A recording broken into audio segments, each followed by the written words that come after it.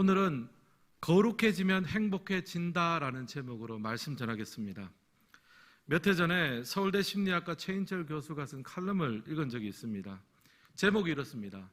굳이 알 필요 없는 것을 모르는 행복. 아주 기가 막힌 제목이죠. 그 칼럼을 보면 우리 한국 사회의 행복 지수가 점점 떨어지고 있대요. 행복 지수를 이제 보면은 그 안에는 스트레스, 삶의 만족도, 불쾌지수 이런 것들이 다 이렇게 힘들어지고 있으니까 이걸 다 합쳐서 행복지수를 계산하는데 당연히 행복지수가 다운될 수밖에 없다. 그런 내용을 합니다. 그런데 최인철 교수는 이 행복지수가 떨어지는 이유 중에 하나를 지목을 했습니다. 그게 뭐냐 하면 굳이 알 필요가 없는 것들을 너무 많이 알고 있다는 거예요. 여러분 혹시 TMI라는 말 들어보셨습니까? 들어보신 분도 계실 거예요. 이게 뭐냐 하면 영어의 약자인데요. Too much information이에요. 너무 많은 정보, 너무 많은 사실, 너무 많은 뉴스, 너무 많은 것들을 접한다는 거예요. 우리가 인터넷이라든지 유튜브를 보면 연예인들의 어떤 사적인 행동, 그런 또 대화 이런 것도 우리가 접하잖아요. 사실 우리가 그렇게까지 알 필요는 없거든요. 또 어떤 정치 스캔들이나 어떤 그 스토리나 그런 것들을 굉장히 자세하게 또 접하기도 하고 또 듣기도 합니다. 또 나중에 들어보면 그 중에 상당수는 또 가짜 뉴스예요. 헛들은 거죠. 근데 우리가 이렇게 너무나 많은 정보와 이야기를 듣다가 보면 마음속에 여유가 사라진다는 거예요. 과다한 정보로 인해서 정작 우리의 삶을 풍요롭고 행복하게 만들어줄 수 있는 것들을 받아들일 수 있는 마음의 여유가 없어진다는 거예요. 그래서 굳이 알 필요 없는 것들을 모르는 행복, 그 행복을 우리가 잃어버려 가고 있다. 그런 얘기를 합니다. 2023년 교회 표어가 내가 거룩하니 너희도 거룩하라 였습니다. 비록 우리가 세상 한가운데 살아가지만 하나님의 백성답게 구별된 모습으로 거룩한 삶을 추구하며 살라는 그런 주제였습니다. 그래서 올 한해 제가 주일 설교할 때 산상수훈의 말씀을 설교를 했습니다. 산상수훈은 예수님이 직접 하신 설교고요. 이 땅 가운데 주님께서 만들어 가실 하나님 나라에 대해서 말씀하셨습니다. 빛과 소금처럼 이 세상 가운데 살아가지만 구별됨으로 능력으로 거룩한 삶을 살라. 거룩이 산상수훈의 핵심 주제였습니다. 근데 여러분 제가 한 가지 여러분에게 질문하겠습니다. 여러분 기억력 얼마나 좋으신지요? 혹시 여러분 중에 올해 첫 번째 주일 설교 제목을 기억한 분이 계십니까? 아니 목사님 지난주 설교도 제가 기억을 못하는데 1년 전 설교 제목 어떻게 기억하십니까? 그런 표정들입니다. 제가 말씀드릴게요. 올해 첫 번째 주일 설교 제목이 뭐였느냐면 행복해져야 거룩해진다였어요. 행복을 거룩하고 제가 연결했습니다. 왜냐하면 거룩을 가르치는 산상수훈의 첫 번째 부분이 바로 팔복, 8가지 행복에 대해서 말씀을 하기 때문이에요. 우리가 하나님을 믿는다는 것, 또 거룩한 삶을 산다는 것은 단순한 의무나 고행을 행하는 것이 아닙니다. 주님 안에서 누리는 기쁨이 있고 행복이 있는 거예요. 그 행복의 힘으로 거룩한 삶을 사는 동력을 얻을 수 있습니다. 하지만 이것은 어디까지나 적용적인 차원의 순서입니다. 신학적으로 논리적인 순서는 오늘 제목에서 말한 순서가 맞습니다. 거룩해지면 행복해진다. 한번 따라해 보겠습니다. 거룩해지면 행복해진다. 거룩이 먼저예요. 우리가 거룩을 추구하면 행복은 덤으로 따라오는 겁니다. 신학자 제임스 패커는 이 거룩과 행복의 순서에 대해서 다음과 같이 설명을 했습니다. 우리 같이 한번 읽겠습니다. 거룩은 본질이고 행복은 거룩에서 파생되는 부산물이다. 행복만을 추구하는 사람은 행복을 얻지 못한다. 그리고 그리스도의 은혜로 말미암아 거룩하게 살려고 노력하는 사람은 결국 행복하게 된다. 패커가 여기서 이렇게 말하죠. 거룩은 본질이고 행복은 본질에서 파생되는 부산물이다. 그래서 우리가 행복하기를 원한다면 행복 자체를 추구하면 안 된다는 거예요. 본질인 거룩을 추구할 때 그 본질에서 파생되는 행복이 우리에게 덤으로 주어진다는 말입니다. 사랑하는 성도 여러분, 행복한 삶을 살기 원하십니까? 그렇다면 거룩을 추구하시기를 주님의 이름으로 축원합니다. 우리가 세상 속에서 하나님의 자녀로 구별된 삶을 살아가는 법을 배울 때 하나님께서 예비하신 행복도 우리에게 찾아오는 거예요. 이것저것 많이 채운다고 행복해지는 것이 아닙니다. 굳이 알 필요도 없고 굳이 가질 필요도 없는 것들로 우리 인생을 가득 채운들, 그것이 우리를 행복하게 만드는 것이 아니라는 말이에요. 오히려 근심이 되고 짐이 될 수 있습니다. 오늘은 2023년의 마지막 주일입니다. 거룩을 통해 주 안에서 참된 행복을 누리시는, 발견하고 누리시는 성도님들이 되시기를 예수님의 이름으로 축원합니다. 이런 맥락에서 오늘 말씀을 보면서 참된 행복을 얻는 거룩에 대해서 두 가지로 한번 정리를 해보았습니다. 첫 번째, 참된 행복을 주는 거룩은요, 먼저 심령이 가난한 자에게 하나님이 주십니다. 1번 함께 읽겠습니다.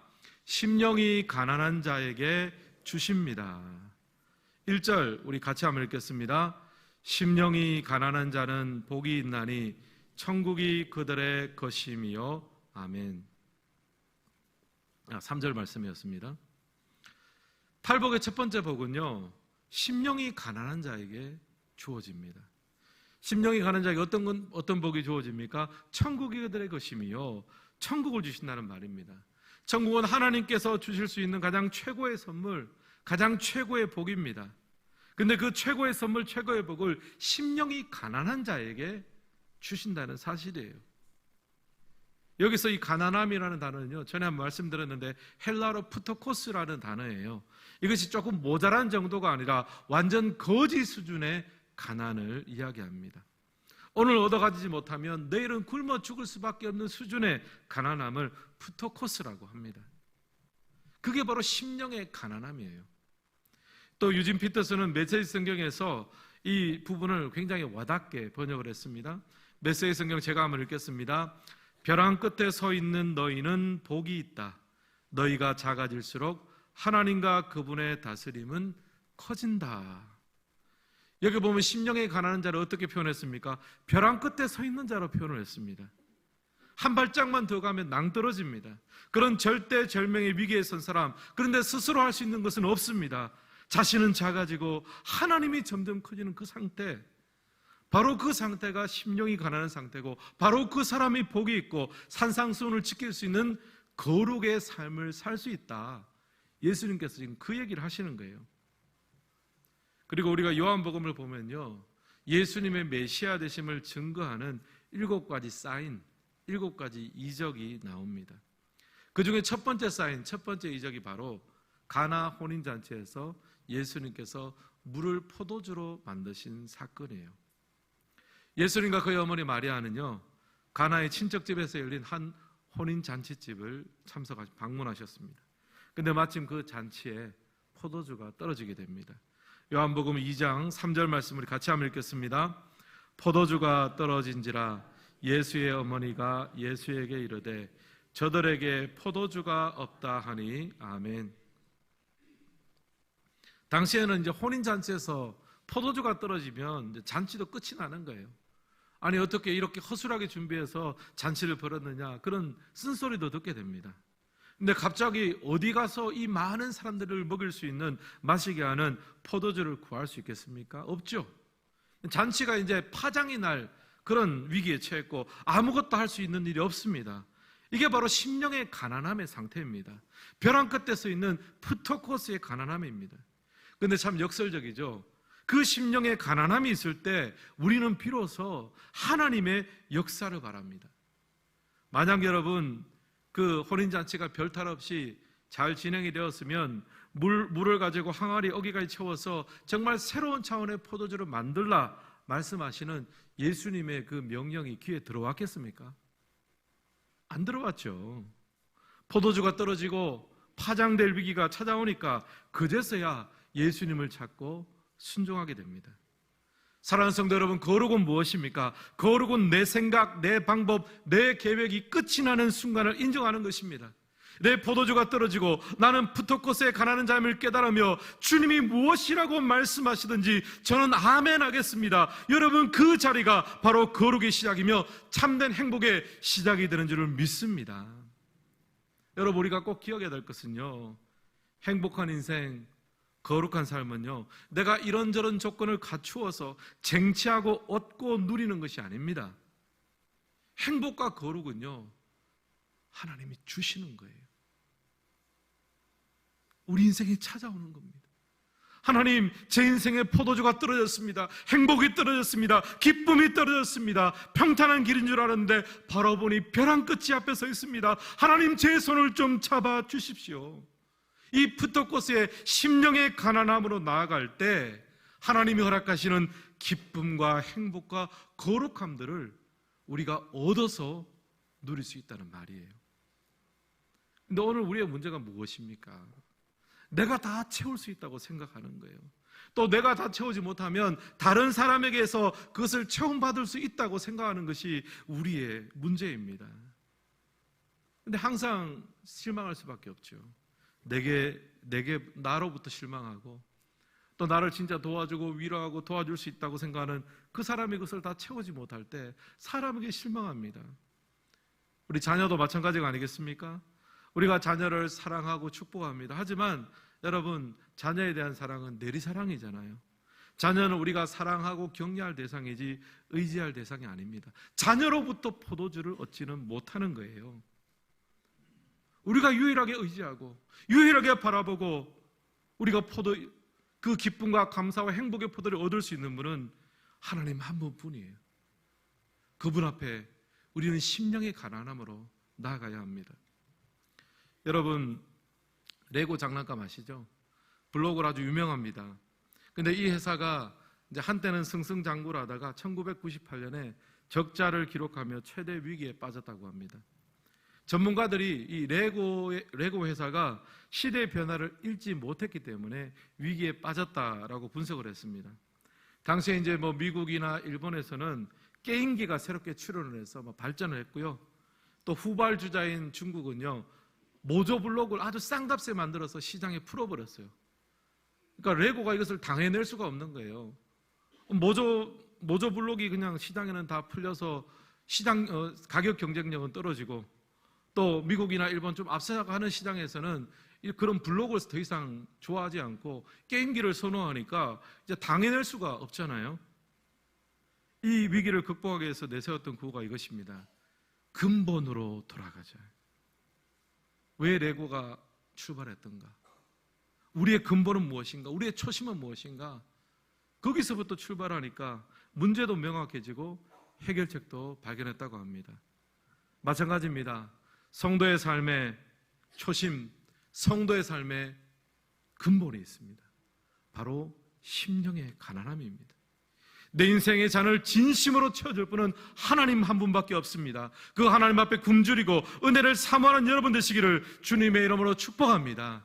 사랑하는 성도 여러분, 여러분이 묻습니다. 여러분은 심령은 가난하십니까? 여러분의 포도주가 떨어졌음을 인정하십니까? 하나님이 채워지지 않는다면 안 된다는 간절한 마음이 있으십니까? 푸토코스의 가난함이 있으십니까? 여러분, 그 심령의 가난이 회복될 때 참된 행복과 거룩의 삶이 다시 한번 회복될 줄을 믿습니다. 그래서 우리가 이렇게 좀 기도했으면 좋겠습니다. 주님, 제 포도주가 떨어졌습니다. 저는 빈 항아리입니다. 제 심령이 가난합니다. 주님의 은혜로 채워 주옵소서. 이 초심의 기도를 드리고 주님이 허락하시는 참된 행복과 거룩의 삶을 받아 누릴 수 있는, 그렇게 살아갈 수 있는 성도님들이 되시기를 주님의 이름으로 축복합니다.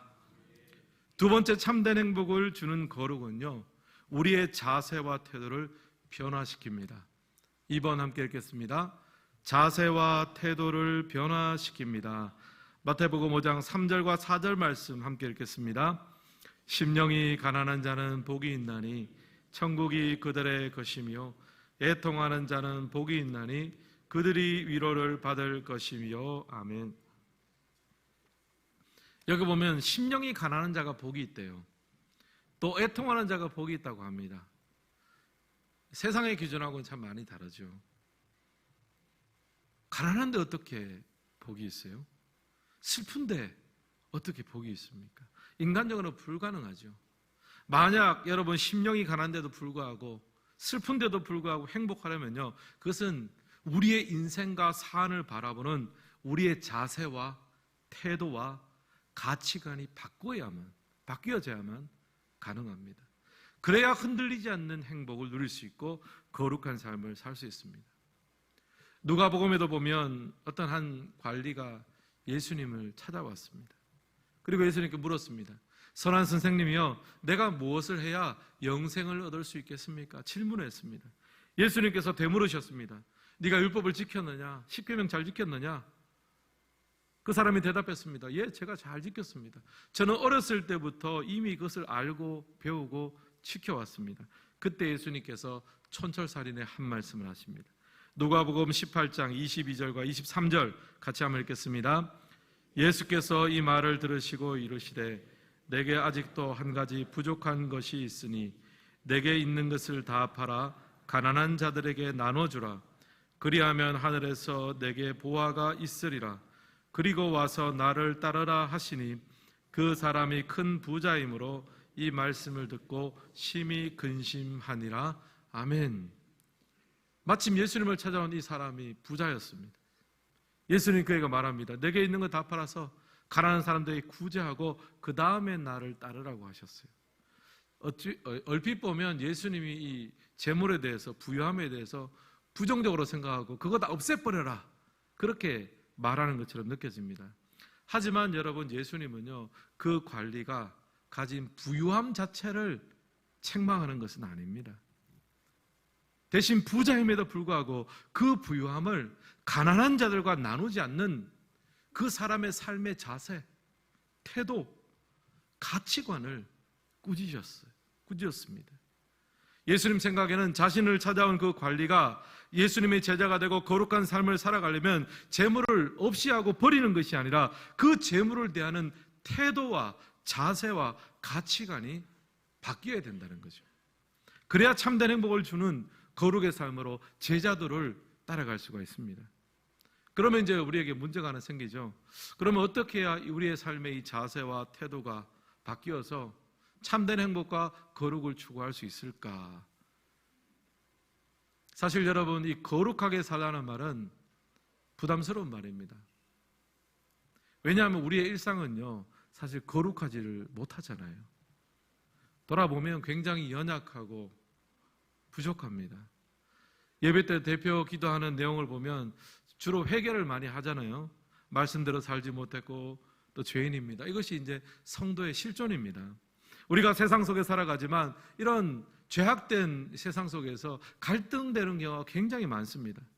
사도 바울도 내적 갈등과 이 영적인 싸움에 대해서 여러 차례 이야기했는데요. 갈라디아서 5장 16절과 17절 같이 한번 읽겠습니다. 내가 이르노니 너희는 성령을 따라 행하라. 그리하면 육체의 욕심을 이루지 아니하리라. 육체의 소욕은 성령을 거스르고 성령은 육체를 거스르나니 이 둘이 서로 대적하므로 너희가 원하는 것을 하지 못하게 하려 함이니라. 아멘. 여기 보면 성령을 따라 행하라고 합니다. 여러분, 우리가 예수님을 믿을 때 우리 안에 성령께서 오십니다. 성령께서 내주하세요. 그러면 예수 믿는 우리 성도들의 마음속에는 두 가지 욕심, 두 가지 소욕이 생깁니다. 하나는 육신의 소욕이에요. 우리의 죄성, 내 마음대로 살고 싶고 내가 원하는 대로 살고 싶은 이 육신의 소욕이 원래부터 하나 자리 잡고 있고, 예수 믿으면서 성령께서 우리 안에 들어오셔서 성령의 소욕도 생기는 거예요. 말씀대로 살고 싶고 은혜 가운데 살고 싶고 믿음으로 살고 싶어 하는 성령의 소욕도 생깁니다. 그래서 예수 믿는 사람들의 마음 속에는요, 이 두 가지 소욕이 서로 대립합니다. 결과적으로 성도는요, 어떤 존재냐? 갈등하고 고뇌하는 존재예요. 사랑하는 성도 여러분, 거룩은요, 공중에 붕 뜬 상태가 아닙니다. 무념무상 절대 평정의 상태가 아닙니다. 성경이 말하는 거룩은요, 갈등하는 거예요. 성경이 말하는 거룩은요, 영적 전쟁입니다. 고뇌합니다. 육체의 소욕과 성령의 소욕 사이에 끼어서 때로는 이기기도 하고 때로는 지기도 하면서 또 질 때는 하나님의 은혜를 사모하며 십자가 외에는 내가 대안이 없구나, 하나님의 은혜를 사모하는 것, 이런 치열함이 바로 실제적인 거룩의 현장입니다. 이 거룩은 과정인 거죠. 그리고 치열한 영적 전쟁 속에서 열매로 맺어지는 겁니다. 그런데 이런 거룩함이 우리 인생에 우리의 태도가 되고 습관이 되고 자세가 된다면 우리는 어떤 상황 속에서도 자족할 수 있고 감사할 수 있고 세상 속에서 빛과 소금의 역할을 감당할 수가 있습니다. 요즘 주일에 교회 주차장이 비좁다는 얘기를 들었습니다. 아무래도 주차 자리가 좀 부족한 거죠. 그리고 오늘 저녁에 이제 10시 30분에 송구영신 예배를 또 드리게 됩니다. 그래서 우리 중직자들과 봉사자들에게 주일 예배를 비롯해서 송구영신 예배 때도 3, 4 주차장을 좀 사용해 주십사, 광고도 하고 제가 오늘 설교를 통해서도 말씀을 드립니다. 왜냐하면 이 가까운 자리는 초신자분들이나 그래도 오랜만에 마음 잡고 한번 예배 드리러 온 분들에게 좋은 자리를 양보하는 것이 성도의 긍지잖아요. 자, 이제 제가 여러분에게 이런 요청을 했습니다. 그러면 여러분 마음속에 무엇이 생깁니까? 갈등이 생기는 거잖아요. 아, 목사님이 모처럼 저렇게 얘기하셨는데 내가 오늘 좀 멀리 주차하고 이제 주일부터 또 송구영신 예배 때는 멀리 3, 4주차장에 내가 좀 주차를 해야 되겠다. 아니면은 아예 내가 이제 헌금 조금 더 하는 셈 치고 아예 택시를 타고 오거나 대중교통을 이용하거나 아니면 교회 차량을 좀 내가 이용해야 되겠다. 이제 그런 마음이 드실 거예요. 성령의 소욕입니다, 이것은. 그런데 여러분, 이 마음이 딱 드는 순간 또 한 가지 갈등이 생기는 거예요. 뭐냐면은 그냥 좀 가까이, 날씨도 추운데 또 몸도 좀 이렇게 불편한데 좀 가까이 그냥 주차해야 되겠다. 설마 주차하다가 목사님 만날 일이 있겠나? 이런 생각도 살짝 드는 거예요, 사실은.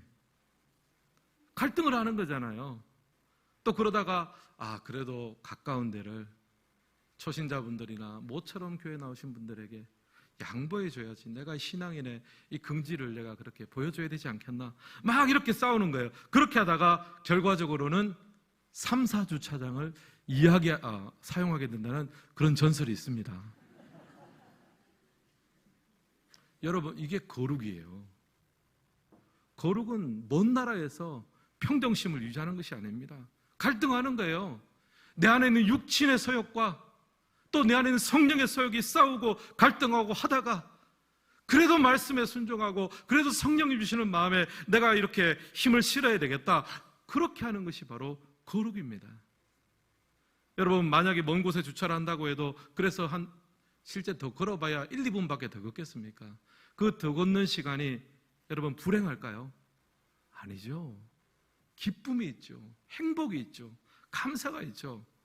가까운 데 주차하고 1분 만에 들어오는 분보다 약간 멀리 주차하고 2, 3분 걸어오는 사람들에게 주시는 더 큰 하나님의 기쁨과 은총, 그리고 그런 마음을 가진 사람들이 우리 주위에 많이 있다고 생각해 보십시오. 우리 삶이 얼마나 풍성하고 행복할까요? 여러분, 거룩을 위한 투쟁, 영적 전쟁을 포기해서는 안 됩니다. 한 가지 양해 말씀드리고 좀 말씀드리겠습니다. 제가 이제 50이 조금 넘다가 보니까 몸에 좀 변화가 생겼어요. 첫째, 노안이 왔습니다. 진작에 왔어요, 사실은. 그리고 보니까 집중력이 조금 떨어져요. 가끔 또 말하는 단어인데 머리에서 생각하는 단어하고 실제 말하는 단어가 좀 틀려졌습니다. 그래서 제가 설교를 준비하면서 보니까 40대 초중반 때 굉장히 반짝반짝할 때 설교 준비하던 그 시간들을 생각해 보면 똑같은 퀄리티의 설교를 만들어내려면 시간이 2배가 필요한 것 같아요. 제가 보니까 2배의 시간이. 근데 주일 설교해야죠. 수요 설교, 새벽 설교, 신방하고 상담하고 회의하고 외부 일정하고 다 소화하려면요, 제가 어떻게 해야 되겠습니까? 전쟁을 치르듯이 해야죠. 새벽부터 저녁까지 시간표를 만들고, 대충 그냥 하면 되지. 하면 되죠. 하지만 그래도 하나님 주신 이 목회 사명에 이게 떨어지면 안 되잖아요. 점점 좋아지면 좋아져야 되지. 그러면 어떻게 합니까? 분투를 하는 거죠. 갈등하지만 대충 타협하지 않고 애를 쓰고 노력을 하는 거 아닙니까? 이것이 목사로서의 저의 거룩을 향한 분투요 전쟁입니다. 그리고 이런 모습이 제 삶의 자세가 되고 태도가 되기를 바랍니다. 근데 여러분, 그렇게 한다고 고생만 하겠습니까? 아니죠. 감사가 있고 행복이 있어요. 이 작은 자를 주님이 사용하신다고 생각하니 너무나 감사하고 행복합니다. 사랑하는 성도 여러분, 여러분에게 묻고 싶습니다. 거룩을 위한 전쟁을 치르고 계십니까?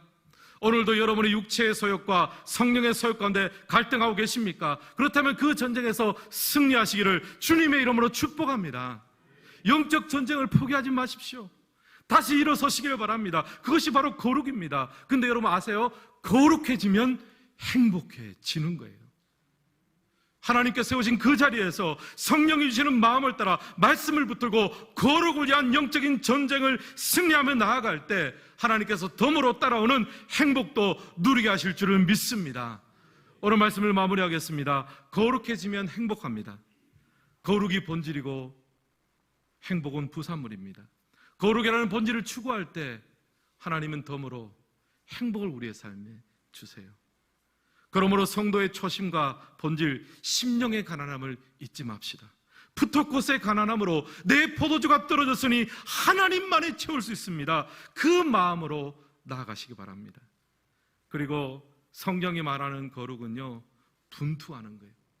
내 안에 오늘 성령의 소욕과 육신의 소욕이 싸울 때 고뇌하고 분투하며 성령의 소욕 가운데 순종하고 나아갈 때 우리 안에 거룩한 열매가 맺혀지고 또 그런 마음과 자세가 우리 인생의 습관과 태도가 되어질 때 마침내 우리 인생을 통해 거룩과 행복이 하나 되고 입맞추며 세상 속에 빛과 소금으로 살아가는 그런 찬란한 역할을 감당하는 하나님의 백성들 되시기를 예수님의 이름으로 축원합니다.